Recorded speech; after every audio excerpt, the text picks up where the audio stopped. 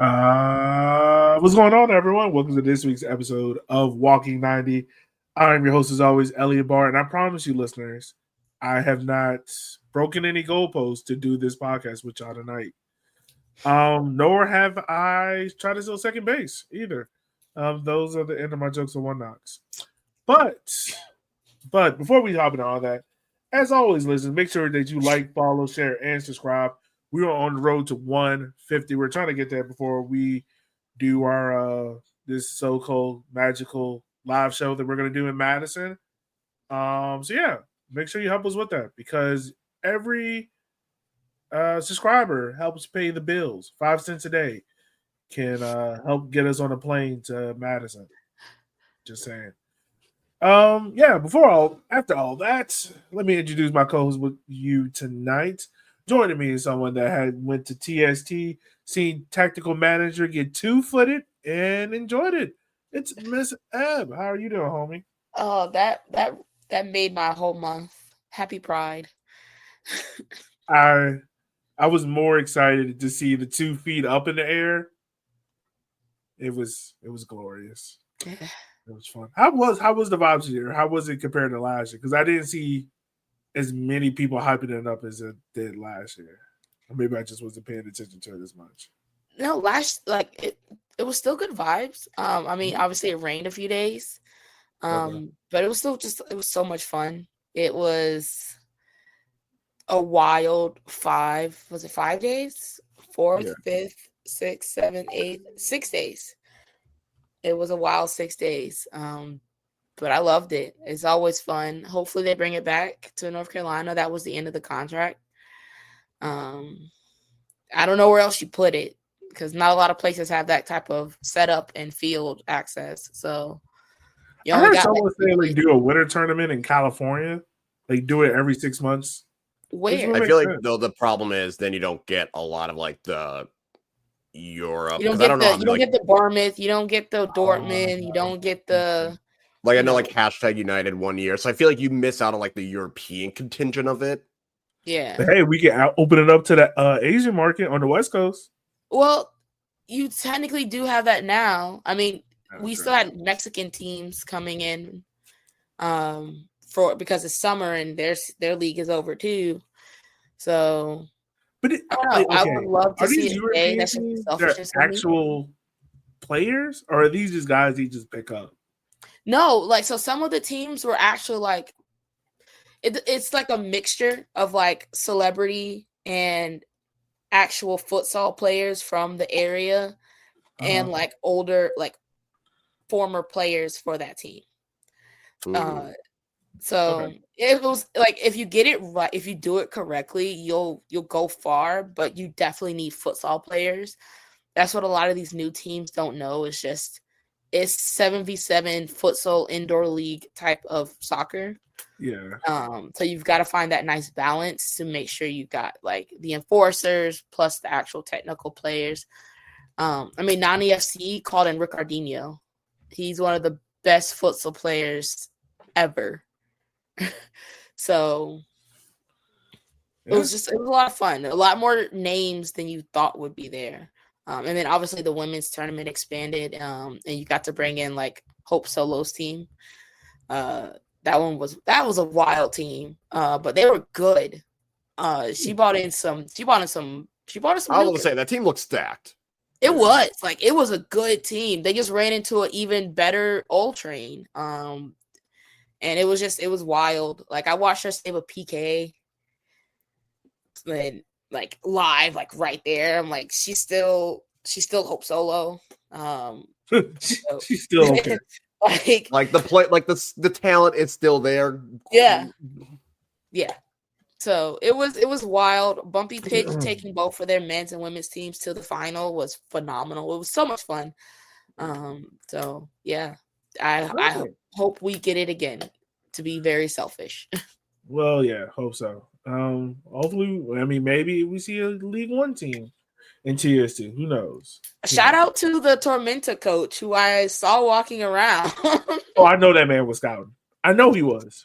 I know he was. I mean, Amal Knight was there because no team has picked him up from League One. Which is, I'm not gonna lie, because I thought he went over to Asia. I swear I thought he went over to Asia. I don't But know, that's but he was also playing wild. with Reggae Rovers. That's also wild.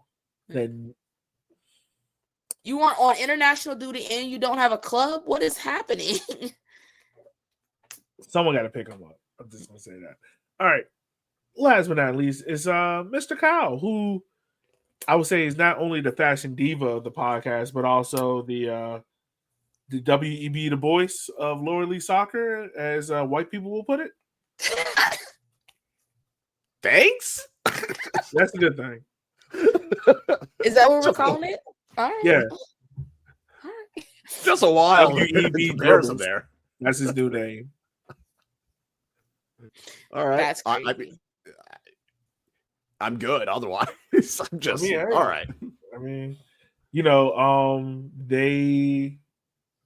have definitely. You guys have definitely put some cool stuff out there. I think tomorrow, what the YouTube video? I was losing my mind. The YouTube video is dropping of the experience. We got to do one here in Richmond, so I'm interested to see how that goes for y'all. And then, also this cool merch that y'all guys drop. Yeah, no, I will say with the video, that was a good time. I saw the final product. It was solid. I am happy.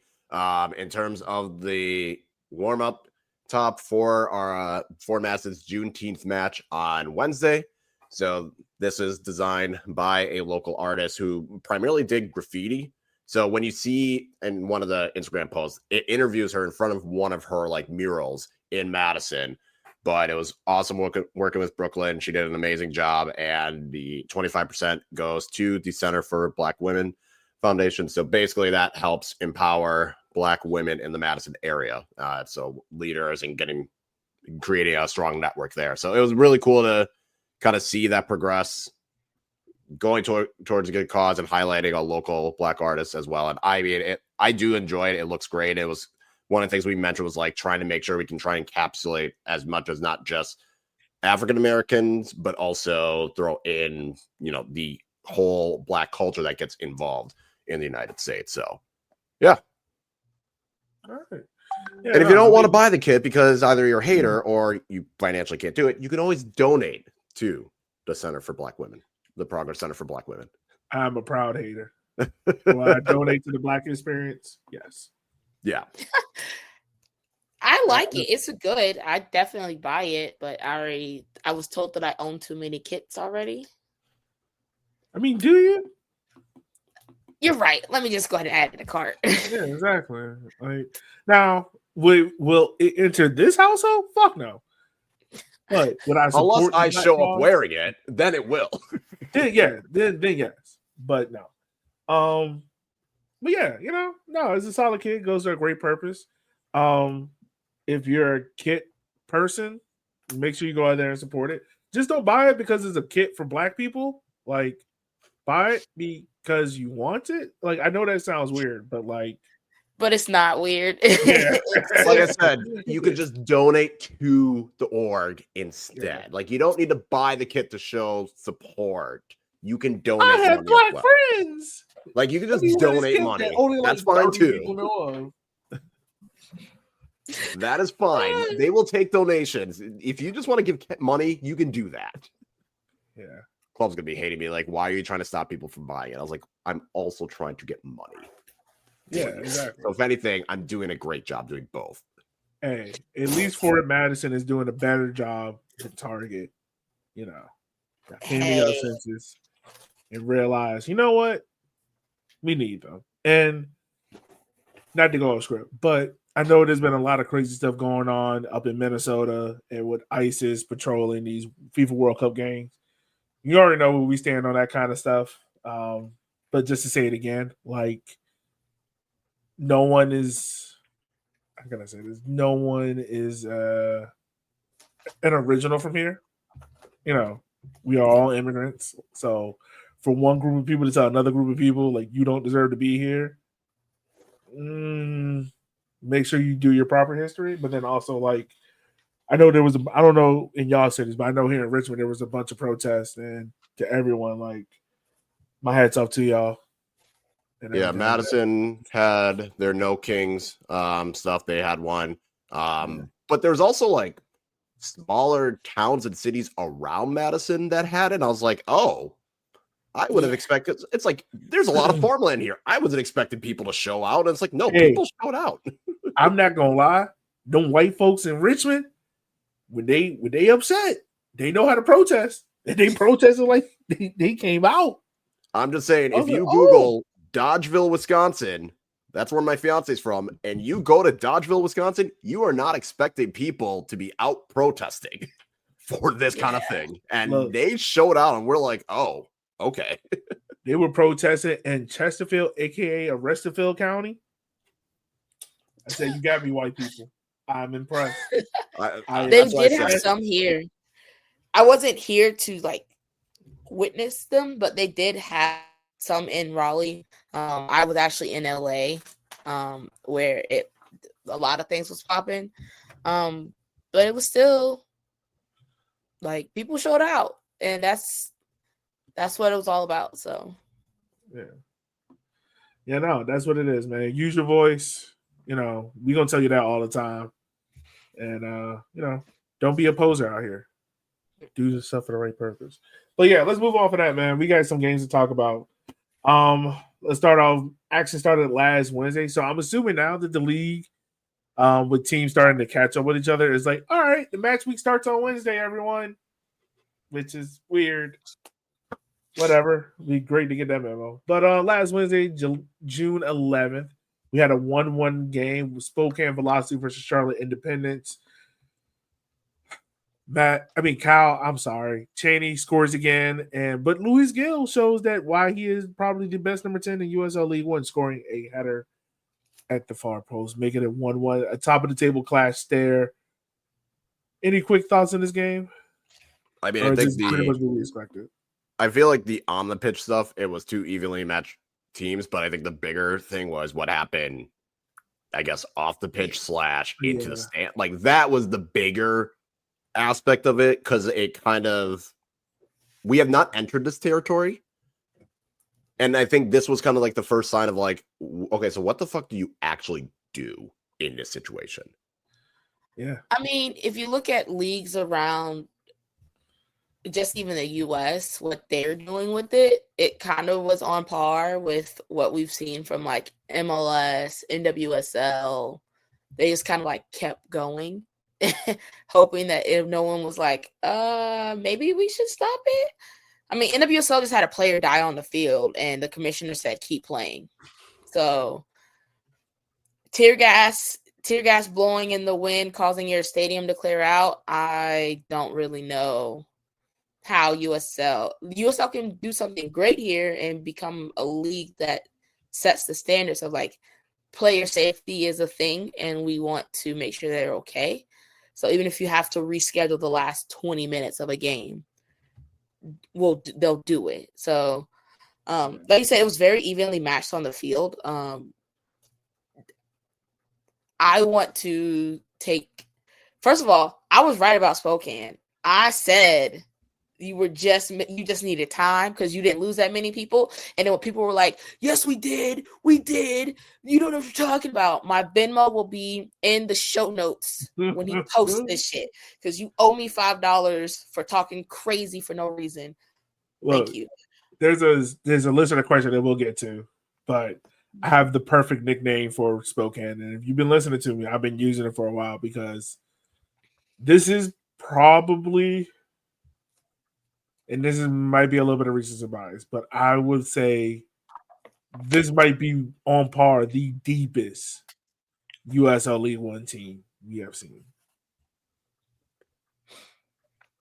I feel like I would need to double check on. There's a Union Omaha team out there. I feel like the 2021 Omaha team I want to take a look at, and I mean, we're excluding North Texas, right? There's a Tormenta team that could possibly rival it. Nah, Tormenta had a strong 11. Yeah, this is my thing. There's a lot of strong 11s in USL League One, as far as deep, like if I take Luis Gill out, I'm replacing him with the leading assister in USL League One, Neil Vigneault. If I take that striker out, I'm putting him with another capable striker. If I take a center back out, I got Jalen Chrysler. You get what I'm saying? Like, we haven't seen that level of depth. That's why I'm saying if we're excluding North Texas, because that doesn't count. I mean, it was, I would say the Greenville 2020 or Omaha 2021 would be like the two that pop in my head. Maybe, yeah. So maybe so that's then the 2023 NCFC team that took the run. You're gonna go 2021 Omaha. That was a team that bought championship players with the intent of going up to the championship. So it was deep. That feels like cheating. Because also it's about that time we do who's the greatest champion of USL League One, so we can, have these polls and debate. Maybe some off-season content. Who knows? I'm always thinking about season like this. But yeah, I did see that the tear gas up there was affecting a couple of people. Hopefully everyone up there is safe. Crazy scenes up there. Moving on, we go into the next day. Thursday, Union Omaha only decides to win in rivalry games because they got a 1-0 win against Greenville Triumph here, also with a red card for Milanese. Thoughts on this game? Are Union Omaha back? They wore their 301 kits, which everyone is collectively said, what the is this? Garbage. That was for that transitions from like gray to, is that kit? No, it's it looks like some shit you would see on like a t-shirt you would find in a Walmart. You got too close to the sign. This is I'm going to acknowledge I'm not the target demographic for this, and I fully know that. But who is? Terrible. Because I need to meet that person. No. There's a very niche demographic. There is 311 fans, and there are Union Omaha fans, and there's very thin, like, in between, and that was the target market. That was the demographic. It is a very niche demographic. Do you mean? Also, by the way, do you mean they beat? I bet I never see a Ford Madison fan talk about ugly jerseys because they did put out some ugly ones. Nothing this bad. Nothing that bad. That's what I said. Richmond fans can't talk either because we put out a bad kid. Nothing is beating this year. Nothing is beating that transition shit. That's disgusting. I mean, wait, are you talking about their home boring kids? But they played both. Both. That's what I'm wondering. I'm talking about the home kit or the 311 kit. Which one's the 311 kit? You haven't seen the one they wore on Thursday. The one that looks like. Oh my god! No, pull it up. No, you need to pull it up. Okay. All right. Wow. Isn't that wild? They wore that outside. Yes. They wore that in a match because everyone thought it was a warm up. The same way how like whatchamacallit? What's them people? Oh, God, I can't. The name is escaping me right now. No, but, they didn't really wear that kit. They did. Hold on, I'm gonna. You're lying to me. No, I'm not. They wore this. This is their kit. They wore this against the game against Greenville. You mean the game against? Like this past Thursday against Greenville. Thursday. They wore it against Greenville. Yeah. I feel like they wore it for jokes, right? That's not. Nope. No. They wore it against Greenville. That fake ass pop up that said somebody somewhere just bought that kit. No, they didn't. Yes, they really did. Yes, they did. Because then they had the concert after the match. Yeah. What, you thought it was like a warm-up top or something? Yes. No. It's like I remember the club now. El Loco. Remember that graffiti kit that we were all like, oh, this is bad? Yeah, and we all thought it was a warm-up top. No, it's the jersey. It's the jersey. Yeah. That's. Are you okay, Ev? I feel like you're just now realizing this. I think we broke her. I didn't know that they had that's what they went with that. Mhm. Yes. Like I saw it and I was like, "Oh, this isn't real," and then just wiped it from my memory. No, it was there. It was there. All right. Yeah. All right. So moving on, the game that was abandoned. Richmond versus One Knox. It was a 1-1 game when it was abandoned. Don't know when the game is going to be rescheduled, but I think the funniest thing of the weekend is Pablo Haro being the best defender for the National Kickers, breaking the goal, not even going that hard into the side netting, and then One Knox not having a backup goal. It's about I've never seen a goal break. Between that and then the match eventually get postponed, I was like, "Yep, that it all. If it was going to happen, let it all happen in one night." Right. And the funny thing was, the game was already pushed back. It was supposed to be 6:30. It got pushed back to 7 because of rain. Mm-hmm. And then the goal break 30 minutes in, and then it gets delayed again. And while it's the middle of that delay, the rain comes back, and then they were like, "All right, we're just going to try this again for another day." And that's not even the funny thing is, because the field itself was atrocious. Like Union Omaha, you are off the hook because even though you play on a baseball field, it doesn't look that bad. Like it looks bad. I saw the photo of like the whole infield still being visible. Yes. Yes. Like I put a picture out there on Blue Sky, and it looked like the kickers when they're walking on the field, so they're on first base, and it looked like the entire kicking team is ready to steal second base. Yeah.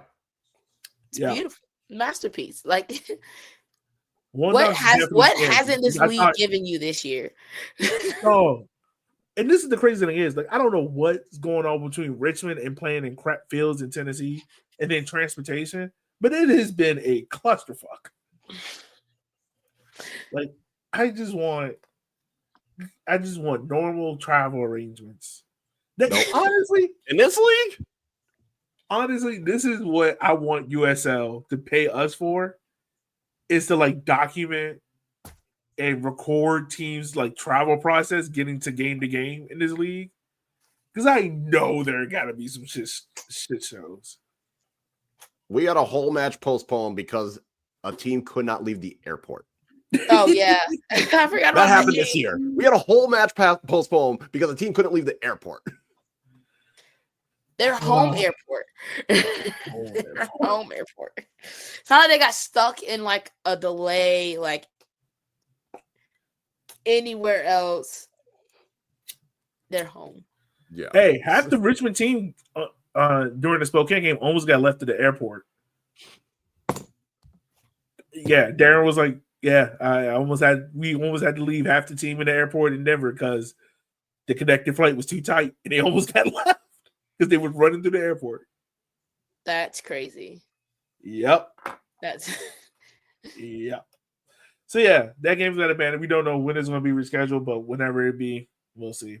Moving on, kind of going to not speed past these, but talk about these next games coming up. FC Naples 2-2 against Chattanooga Red Wolves. Chattanooga Red Wolves, surprisingly enough, and I will say this, only have one loss. I repeat, they only have lost one game this year.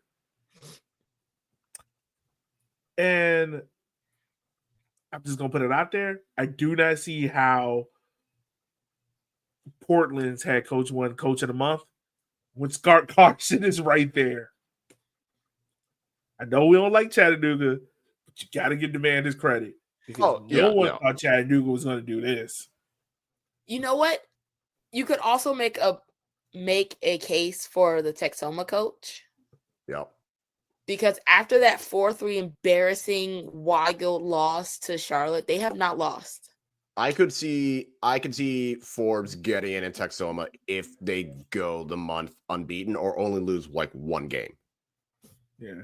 Oh, and they only have one more game. So if they were to walk away with the result this upcoming weekend, I could see him getting coach of the month. Because that'd be 2 wins and 2 draws. Yeah. So interesting game there. Also, I know some fans were talking about it. Check out the FC Naples podcast. they had a cool episode because they went up to the Greenville game and his dad was on. That was real cool. But talking about is this like a potential rivalry like brewing, which I think this is probably the best example of USL League rivalries of like they are authentic. You know, the league isn't trying to force this down your throat. Like, hey, because they play in the same state, One Knocks Chattanooga rivals. Watch this game because they're rivals, and they're not because neither fan base don't care for each other. But you know, it's funny in this game that FC Naples has not beaten Chattanooga yet, but then also there was no red card in this game, so I'm slightly kind of disappointed in that as well. You know, we can't always get a red card. We had enough red card nonsense the weekend prior. I think everyone needed to calm the fuck down. Next game to talk about, we had Texoma go 2-2 against South Georgia Tormenta. Tormenta gets a draw on the road here. I mean, a draw at home here. For Tormenta, man, you had a win. You had a win. You just couldn't hold on to it, unfortunately. And that they haven't won a game in a while. Have not won a game in a while. So yeah. Any thoughts on this game, Kyle? Nope. I think kind of like what we said. Texoma's kind of realized we should learn how to defend. And they did that. And they have put together a really good string of results. Also helps playing teams that are either struggling badly or not good. Yeah, for real. But hey, they have not lost in like 5 or 6 straight games. No, they haven't. Moving on ahead, we go to the team at the top of the table playing against Fort Madison and a 2-1 victory there. Kyle, the floor is yours, my friend. I mean, after the Omaha game, I said this team needs changes, but I don't think they're going to make the changes that are necessary. And that could have been not playing certain players. That could have been changing the formation. Instead of doing all that, they decided, let's just keep going with how we are. And again, none of it is making sense because you're still trying to do the same formation with the same general group of players, and you're not getting results. They have not won a game since end of March. They finally scored a goal from open play for the first time in like a month, which great. But it just feels like it's the same shit every single week. You have all this possession. You don't do anything with it. You pass the ball sideways and backwards. You get the one time you do create a good chance, you fluff it. And it just keeps happening over and over and over again. And I think the most frustrating part is there's no clear sign that they're going to change anything. Like this formation doesn't work. You need to change it. There are players that are out there that are not contributing, but they still keep playing. And that's the thing that I think is the most frustrating. If they had decided middle of May or beginning of May, okay, this isn't working, let's try something different. And if they were still to struggle with the results, at least you can be like, okay, they're at least trying something different. And clearly this just wasn't it. Maybe they'll figure it out. But in this instance, it's like you're not doing anything different. You're just doing the same shit over and over and over and over. And this is where I think, one, having such a core, like having the core return, because teams have enough film on you. They know what you're going to do. So they know, okay, this is the formation they run. Here's how to exploit it. Here's some of the players. Here's how to like put them in uncomfortable situations. Here's how you can force them to make mistakes. Or this attacker likes doing this, so don't let them do it. So there's enough film. And then again, you're not making the change. And I understand there were some injuries. I'm not discounting that, but you also spent all this money to bring in guys that had experience that people would say are solid USL League One players, and you're still not doing anything with it. Like, I understand Devin Boyce is injured, but there should still be players that can come fill in to at least not necessarily like to reduce the gap between Devin Boyce and whatever person comes in. Yeah. Like, I know Mitch Osman was hurt for a certain bit of time, but it's not like they just threw on some like 18-year-old kid. They brought on someone that was in the USL Championship, was with Ford Madison last year. There should be, you spent all this money and yet we're you're hovering around the bottom and have not won in 2 months. So at this point, are you going to make changes that are necessary, or at least try to make changes? And if you're not, then why bother being in the job? Because what it would tell me is you've taken this group of players in this team as far as you can. And at this point, if this is as far as you can take them and the results aren't showing, then something needs to change.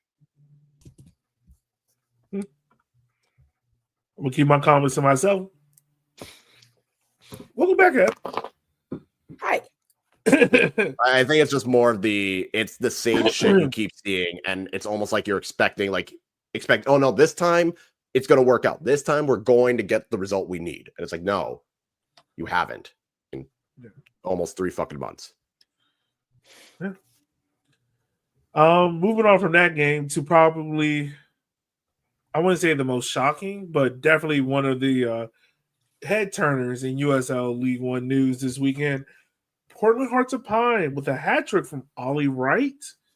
Union Omaha won 3-1 game there. I ain't gonna lie to you. I thought when Union Omaha scored, A-Scuff scored, and the way how Portland defense gave it a go, I was like, okay, this is gonna be a long day for Portland. And then it wasn't, because Union Omaha defense showed up, or lack thereof. I'm very happy with Portland this season. We didn't know what they were going to be on, and they have had some really terrible results.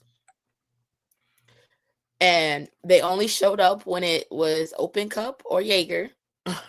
For a very long time, they were not winning games in this league. We are slowly climbing the ladder, and I will give them that. Yeah, it's impressive for them. I mean, they're still... it was a good win for them. Yeah. It's about I'm not going to get carried away yet. Yeah, they got to get consistent. Also, Union Omaha needs to stop playing Brett Coleman, because he is not good anymore. He's not. Damn, yeah, okay. it's not a good game for them at all. No Nuhu in this game either. And some of those goals, I was like, they need him. Need Mr. Nuhu back there. Moving on, we got Charlotte Independence with a 1-0 win over Greenville Triumph here. I think out of this whole week, I think Charlotte probably comes out the best, I would say. Never Spokane. Yeah, probably. Definitely, though. That's fair. Although, hold on. There might be another team that actually came out looking very good. Finally. And we'll get to them, Kyle. I'll give you 4. Greenville, on the other hand, 2 consecutive 1-0 losses out of this match week. Had a chance to slightly move up that table, but weren't able to do it there. But Kyle, I know. Let me give you the solo cam so you can. Well, I was gonna say Ab and I should be on this cam. Yeah, I feel like this is an Ab and I cam. So before I remove myself, the 2-5 victory for AV Alta over Westchester. Bruh! AV Alta. I don't know if I should cheer for you for finally getting over this hump, or if I should come fight you because it took you this long to get over this fucking hump. But thank you for finally doing it and actually putting the ball in the back of the net when you had the stats to back it up anyway. You pissed me off. I'll see you next week. Honestly, I saw the score. I was like, oh, damn, AVL to 5-2. I was like, okay, let me check this out. Why did these fuckers go down 2-0 within like 25 minutes, allowing a goal back-to-back? I was like, what the hell? This is... And I was ready to be like, this is this dumb... Good thing I knew what the final score was, because I was like, what is AVL doing? How are you 2-0 down in 25 minutes? You allow a goal back-to-back, and you're going to do this shit again. The Bolaños goal was a banger, but Carlos Alvarez, the goalkeeper, he's not good. But that was the thing. I was like, okay, I understand the goal might have been a banger, but how you allow that goal right after giving up a goal? And I was like, oh, here we go again. Here we go again with AV Alta. And then they scored 5 goals. And then it wasn't even the fact that they scored 5 goals. It was like, oh, you realize, hey, we can score, and we should make a better effort at doing that. And they only took 4 shots outside the box. So it was like, okay, you were smarter with your shooting. You were smarter with your passes. You decided, you know what? We're going to be smart. We're not going to just bomb passes that are unnecessary. They only did I don't even think they did 10 crosses. They're like, we are not making dumb decisions when we have the ball. And I am so proud of them for that. But why did you have to go down 0-2 in the way that you did in order to get to this point? I've been calling it raise my rent ball because why do you need to get it out the mud? You made it out the hood. You're not Poe no more. You can just go win a soccer game and then go home with your white picket fence. Just stop it. Stop. It's like that meme where it's like someone does like a kickflip and like they land it, and then like on the other panels like doing the most ridiculous shit, and like you could do the easy way. There's no shame in keeping things simple and doing things the easy way. Yeah, but maybe they've realized that. Ain't the AV Alta way. But I need them to just do that. Yeah, I get that. It's like teaching a toddler. It's like, you can, like, why do you go through all these hoops to simply build something and get the toy that you need? Why don't you just go to the bin and grab it instead of walking over and crawling and pulling the bin out and trying to carry it on your head and then put it down? Just grab the bin and put it on the floor. It's not that hard. I may be speaking from this past weekend experience with the sound like it. I was like, oh, he's speaking from a place of a little bit of frustration. A little bit of frustration. It's okay. Who saw Kyle?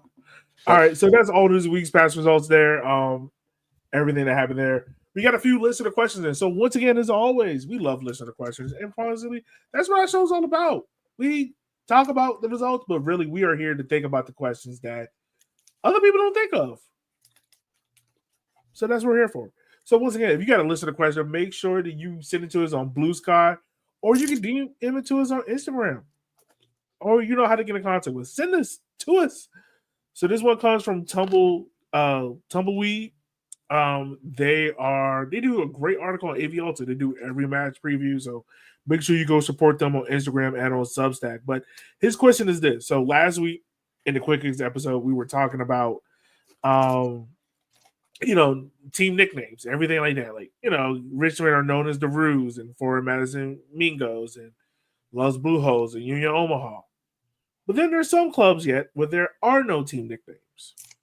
And he wants to know, I know some clubs haven't had a nickname stick, but would you guys be interested in any thoughts you guys have about nicknames for AV Alta or any other club? So, y'all, you know me. I love a good nickname. I'm a sucker for a good nickname in a team sport. So, I have a few. And if you guys want to join in with me, that would be great. Are you guys ready to do this little experiment with me? Yeah. All right. Let's do it. All right. So, starting off, make sure I pull up the list. So, AV Alta. What would be a good nickname for them? I mean, the Antelopes, right? Yeah, but I want something more on brand. So, oh my God. More on brand? What's something that really describes AV Alta? Oh my God. I know their fans are probably going to kill me for it, but charge my mind, not my heart. You remember the first game of the season where they had the guy riding a horse? It was like a Spanish cowboy. Okay. That should be the mascot. I was thinking, because isn't like Lancaster, don't they have like a big military base like over there or something? I think so. So I was thinking like maybe like a jet related thing or a military related thing of some type. Is there an explainer for their logo? Let's find it. I have no idea. Don't mind me. Yeah, I don't know. I feel like they're, and maybe I'm wrong. I really thought there was like at the stadium, they had like a big old like military jet or some kind of big ass plane at the stadium.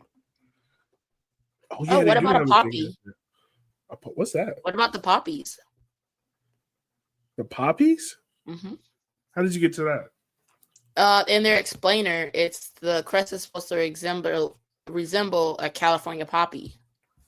I think it should be the hangars. Well, that's the stealth bomber. Yeah. Or you could go with this one. I'm probably gonna murder this. The Vanqueros? That's the name of a Spanish cowboy. So maybe that. Brutal.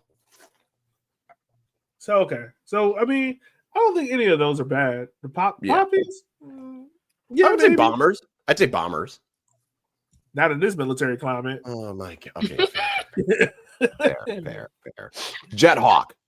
No, wait, shit. That's their baseball team. Never mind. I'm on Wikipedia right now trying to look up. Yeah.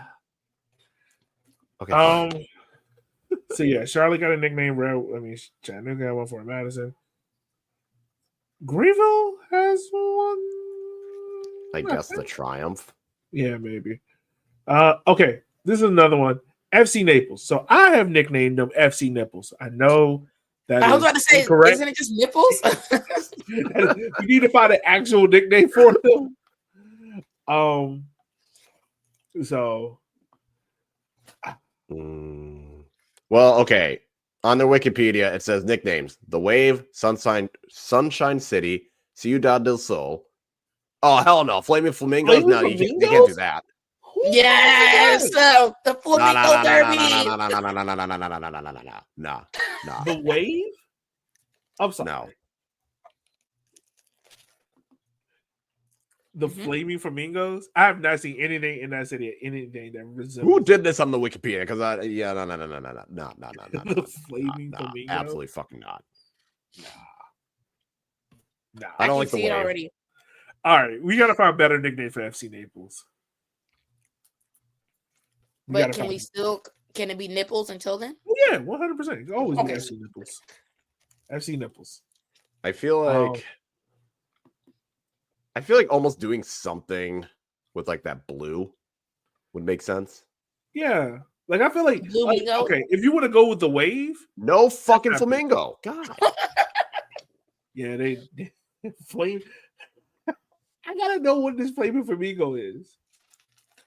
Anyway, I think something with the blue would make sense. Yeah, I agree with that. Not doing Portland Hurst because they already have their thing. Okay, so I know Spokane is named Velocity, but I think their nickname should be Real Spokane because they're like Real Madrid. Whenever they come calling, you go because they will offer you the most money in League One. Wow. I'm just saying.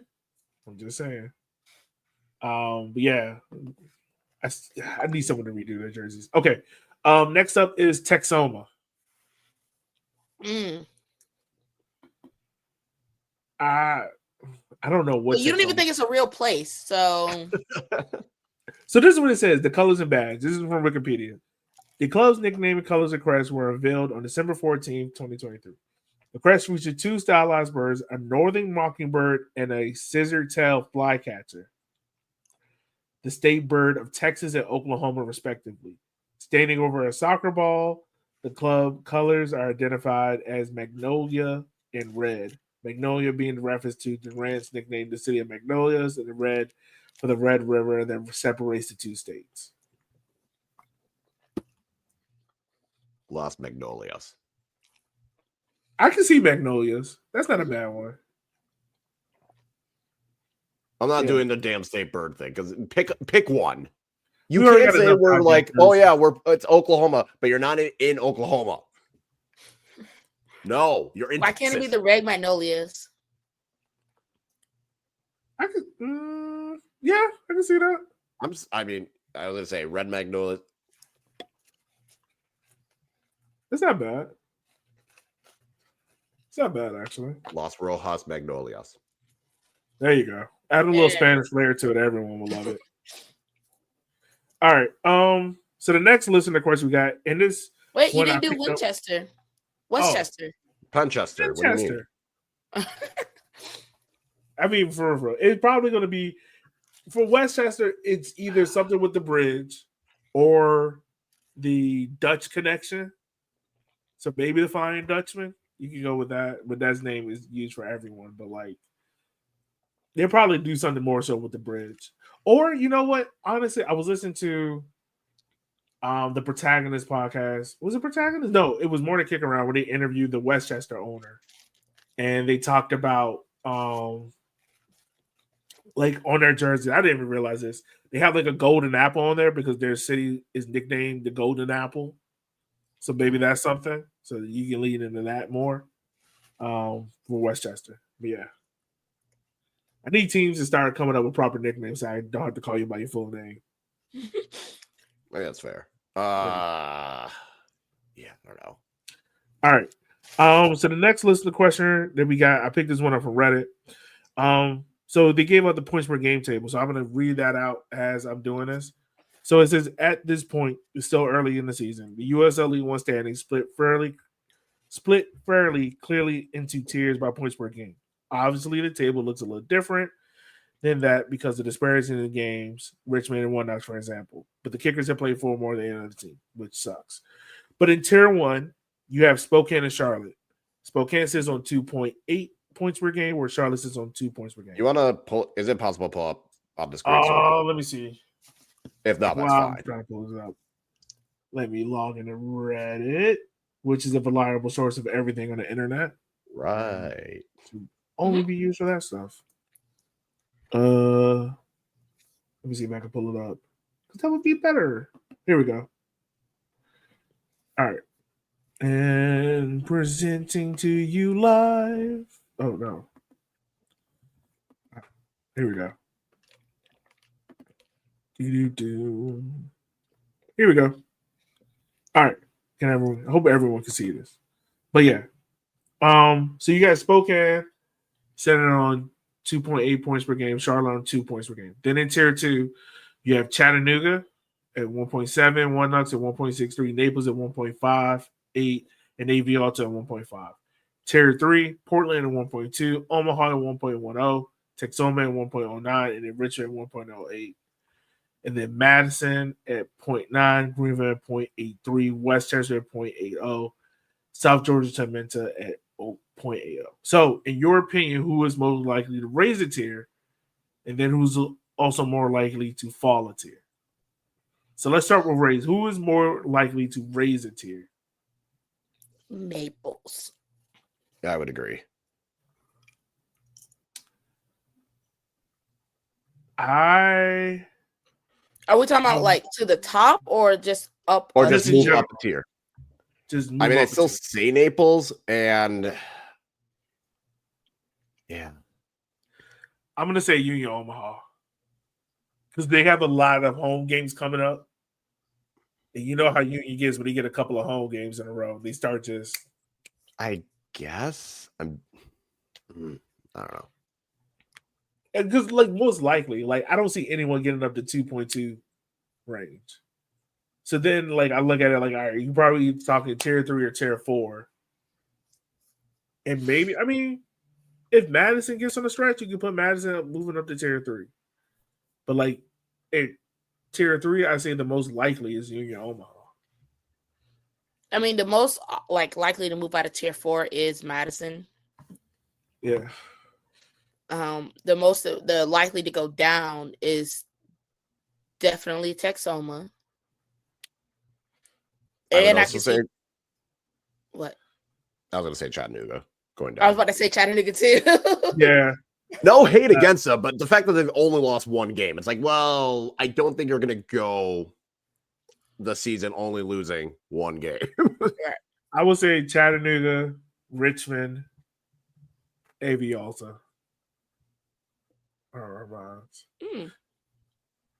Because Richmond hasn't been in a great run of form.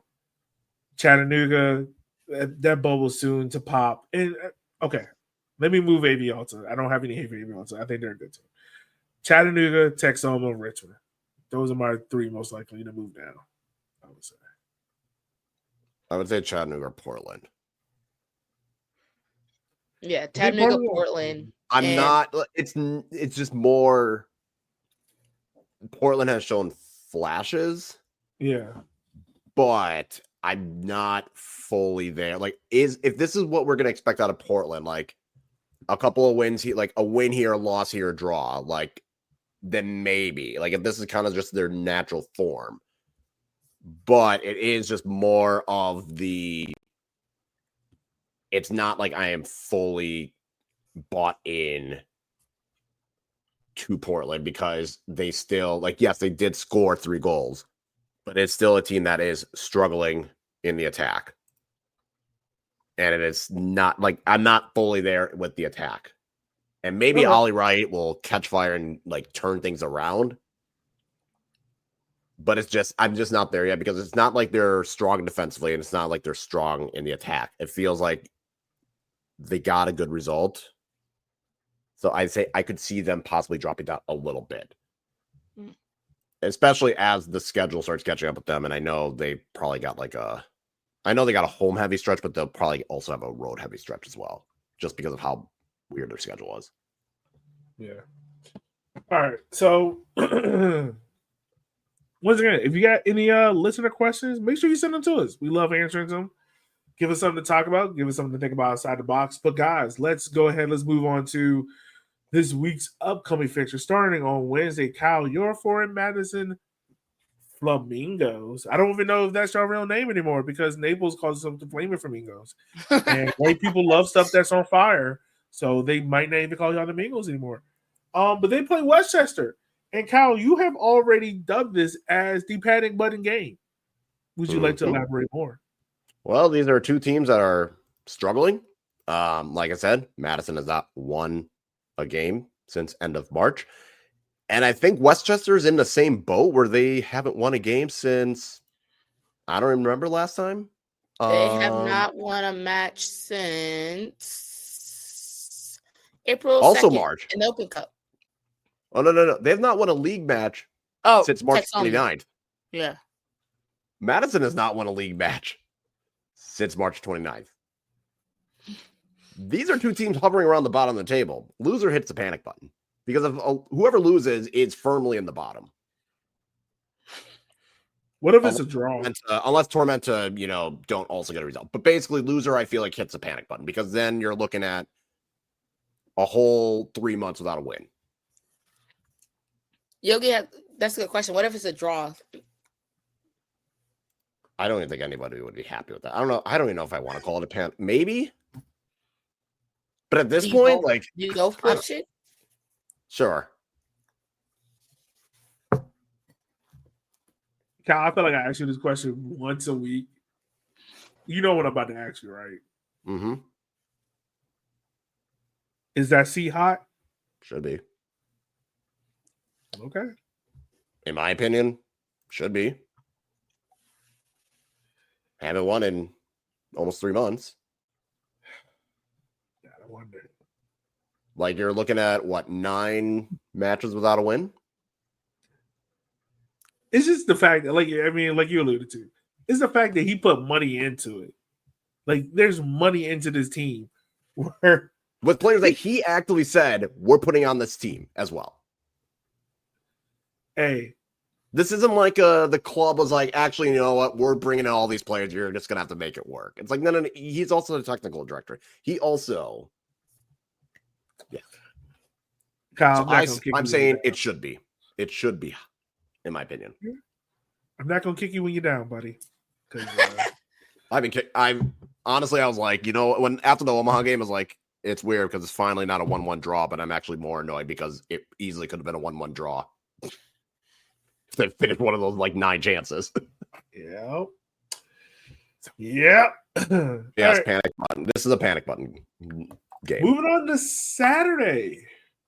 7 p.m. kickoff. We got 3 games kicking off at 7. Greenville Tribe takes on Chattanooga Red Wolves. Does Greenville get a win? No. Ooh. Draw. I'm bringing back the classics. I'm hating on Greenville. Let's go. I'm saying draw. Okay. There's only been 4 draws in this match between these two teams. Greenville, I don't think they won in the league in a while. 9 in their last 5, at least. I'm going to go Greenville win. I think Greenville gets it right. I think they out defensive Chattanooga for this one. I think I'll go 2-1. Leo Castro is definitely scoring. Fair. It's just all about who else can score for Greenville and can their defense hold on. I just got one game I'm excited about. It's the only game I care about. All right, moving on to the next 7 p.m. game. Can One Knox find a goal that does not break? Because they will be taking on South Georgia Tormenta, who will be looking to get any points to try to pull themselves off the bottom of the table. Guys, who do we have in this one? Both teams winless in their last 5 as well. I'll say who wins knock. In this game? People that got to stay home. One knock. Now, this is the crazy thing. The last 4 games between this team, including Jaeger Cup, have been 1-0. With One Knox winning the last 3 1-0. Okay, I'm rocking with Tormenta. Let's go. I'll say One Knox. I'll go draw. I can see a draw. You've gone soft. The game that I'm not looking forward to, Richmond Kickers versus Spokane Velocity. And I'm not looking forward to it because it's the top of the table team coming into City Stadium. And our defense, if you take our offense, great, amazing. You take our defense, dog shit, horrible, fire everyone. And we're constantly in the middle of that. So I don't know what to go for in this game. Okay, so I know your heart believes in Richmond. Men lie, women lie, numbers say Spokane. Yeah, no, my heart is telling me, hey, dog, just go ahead and put this Spokane. My head is trying to convince me, no, it can be a draw. We can get a point out of this. I feel like I'm the opposite with Madison, where I'm like, my head is telling me this is probably a loss or a draw. No, my heart's telling me this is a loss or a draw, but my head will talk itself into a Madison win because why not? But in this case, I'm going Spokane. Yeah.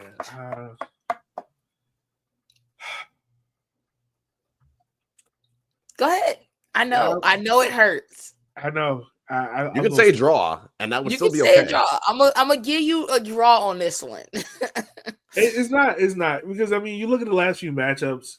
If you take out the 3-2 Jägermeister game in the league, we haven't beaten Spokane, and I mean, there was a 1-0 game on May 18th, which they gave me infuriated me.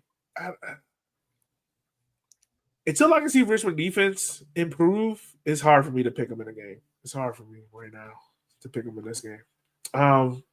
So moving on, we got the 8:30 game. Texoma takes on Charlotte Independence in a rematch of that thriller 4-3 game. Do we have another 4-3 matchup here, or is Charlotte going to show their dominance and tell Texoma where they are in the table? No, this game's about to be 3-3, and it's going to be the dumbest 3-3 game you've ever watched. Really? Yeah. Okay. Kyle, what you think, my man? I was going to say 2-1 Charlotte with at least 2 red cards. Ooh. All right. I got Charlotte big here, man. I think it's going to be like 4-1. I got. Wow. Right now, if you ask me to pick who is your favorite to win the USL Championship, USL League One title, that's the Supporter Shield. It's Charlotte. It's Charlotte. Like, something about this team, man. It's some dark ass mojo. Like, it shouldn't work, but it does. And yeah, like they got a stretch coming up of games where if they hit, It's gonna be hard to knock him off that table. All right. Yeah, I'm gonna say too. Well, there's gonna be at least 2 red cards. Getting back to red card madness is crazy, and also the game that's going to have the sickos going at 11 p.m. Eastern time. AB Alta welcomes Portland Hearts of Pine. Guys, how is this one going to shape up?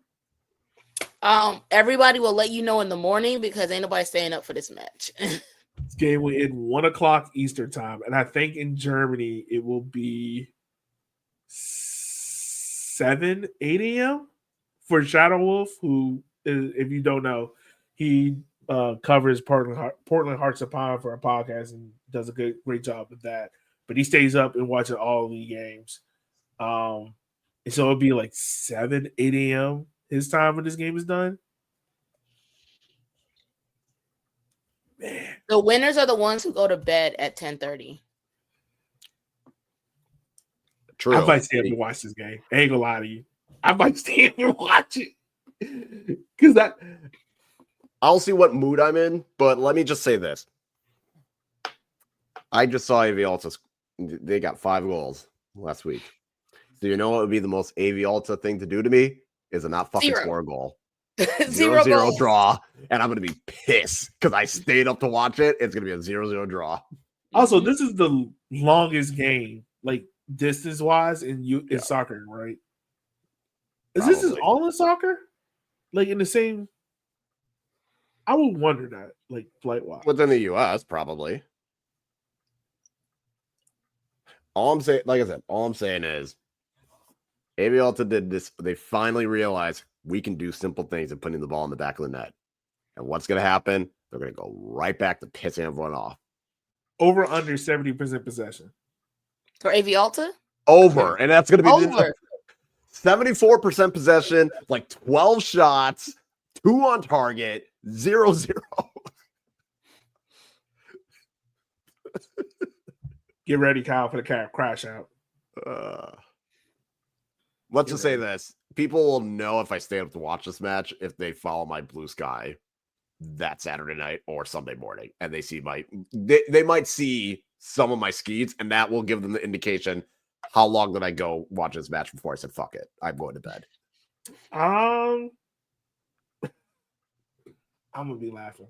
All right. So who is your I'm going to say Crabs. Who's your vibes and chaos game of the week? So my vibes game, I already told you, is AV Alta versus Portland. That's the vibes game. That's the game, you put on TV. That's an 11 o'clock vibes game. What are you doing? I was just saying, that's the perfect game to put on when you chilling. You want to put some good on. That's that.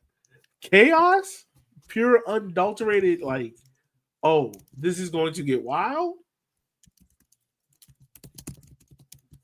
Kyle, is that for a Madison Westchester game? Oh, you really picked that? Yeah, that's the chaos game. All right. Because think about it. The team that leads the league in pins, Matt Glazer's seat getting hot. Both teams know how to give up stupid goals defensively. I mean, the last time these two teams played, Madison had actually gotten 2 penalties, and Westchester did not get one. Pinchester gonna get their pin back. That was also the game that Westchester chipped it from midfield. That is true. Damn. What a weird match. No, I'm gonna say my vibes. I've not decided what my vibes is. Chaos is Texoma Charlotte. Thank you. Vibes, I'll go Richmond Spokane. Thank you. Why? Ain't no one watching that shit. Look at the other matchups, and you're really going to sit. No one's wanting. You are not going to put on Greenville, Chattanooga just for shits and gigs. That is not a match you should just be putting on to put on. Yeah. Knoxville Tormenta. This is Ohio State versus Cincinnati. Yeah, and you know what's going to be. You know what the good thing about those kind of matchups is? For like the first quarter, Cincinnati's like in it, and they might have hope before Ohio State realizes who they are, and that's probably what's going to happen here. So you stay to be like, okay, the longer this match goes, how desperate does Spokane get? If things aren't going as they want. Ain't no one watching that. Ain't no one watching AVL to Portland. Yeah, yes, they will. Yes, they will. Not for fun. I had the same vibes in Chaos as Kyle. Not for fun. That Chaos game is gonna be Texoma. Oh yeah. Like that's gonna Texoma's be that. Charlotte, you either put as vibes or you put as chaos, but it is one or the other. All right. Well, listeners, as always, let us know what your vibes and chaos is. And as always, like I said before, get in contact with us. Hit it up on Blue Sky. Hit it up on Instagram. Let us know if you had any listener questions on what your vibes and chaos is or your favorite team nickname. Let us know. But for that, I think we have covered everything. Cal, Yes, Eb, anything I'm missing? Good, because I'm tired. Well, then don't go watch the Jamaica game. Trust me, they do good and qualify for the World Cup, and then whatever. It's the Gold Cup. I'm going to treat it like how Americans treat it. It doesn't matter. But yeah, whatever. With that being said, folks, we just want to say thank you for taking the time of your day for listening to our show, because without you, we wouldn't want to do this. We couldn't do this. So as always, thank you. And remember, for Kyle, for Eb, and myself, as always, be easy, be safe, and it's okay. Do something nice for someone else out there, because if it was you, you wanted to do it for you. So with that being said, we'll catch you guys next time on the flip side. Peace.